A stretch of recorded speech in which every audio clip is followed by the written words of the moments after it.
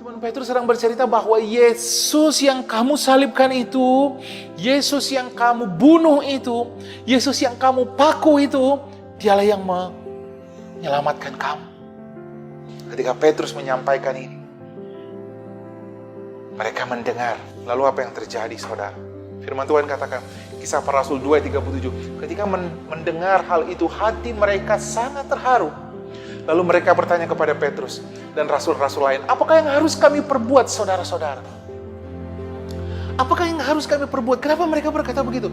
Hati mereka terharu karena apa? Yang diceritakan itu kasih, bukan penghakiman, bukan penuduhan, bukan menakut-nakuti, bukan mengancam, saudara. Yang diceritakan, hei, yang kamu salibkan itu adalah yang menyelamatkan engkau.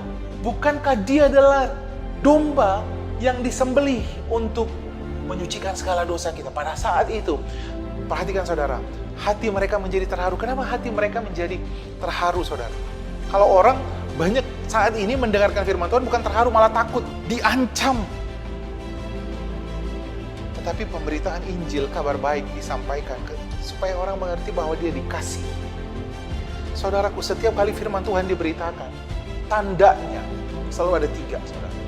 Pertama, kita merasa dikasihi. Benar? Lalu karena kita merasa dikasihi oleh Tuhan, yang kedua apa? Kita jadi percaya sama firman Tuhan. Benar kan? Lalu yang ketiga, karena kita percaya, timbul harapan. Karena semua firman Tuhan itu adalah rancangan yang damai sejahtera. Kita punya harapan akan bisnis kita. Kita punya harapan akan kesehatan kita. Yang sakit akan berkata, aku sehat. Yang miskin akan berkata, aku kaya. Padahal pada saat itu dia sedang kekurangan. Padahal pada saat itu dia sedang ada di tempat tidur, terbaring di tempat tidur. Padahal pada saat itu dia sedang di PHK. Dia jadi punya apa? Harapan. Karena Injil yang kau dengar adalah kabar baik yang bukan menakut-nakuti, bukan mengintimidasi. Lalu mereka berkata, apa yang harus kami perbuat, saudara-saudara? Jawab Petrus, berkata begini, bukan apa yang diperbuat. Petrus bilang, bertobatlah dan hendaklah kamu masing-masing memberi dirimu dibaptis dalam nama Yesus untuk pengampunan dosamu, dan kamu akan menerima karunia Roh Kudus. Saudara, nangkap nggak apa yang dikatakan? Mereka berpikir, sebagai orang Israel, mereka berpikir, apa dulu yang harus kami lakukan supaya kami diampuni dosa kami? Kita kan selalu berpikir begitu. Apa sih yang harus saya lakukan, Tuhan, supaya saya diterima sama Tuhan? No. Paulus bilang, bertobatlah.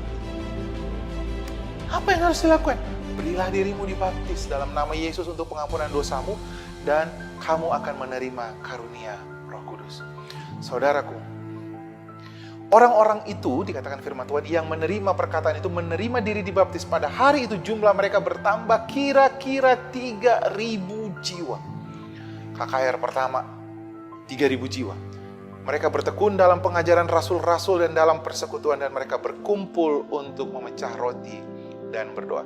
Mereka itu siapa, saudara? 3.000 plus 120 orang ini. Mereka hidup bersama-sama, ini yang dimaksud dengan gereja. Mereka bertekun dalam pengajaran, rasul-rasul bertekun lalu dalam persekutuan, dan mereka selalu berkumpul untuk apa yang, saudara? Memecahkan roti dan berdoa. Mereka sharing apa yang mereka punya, saudara.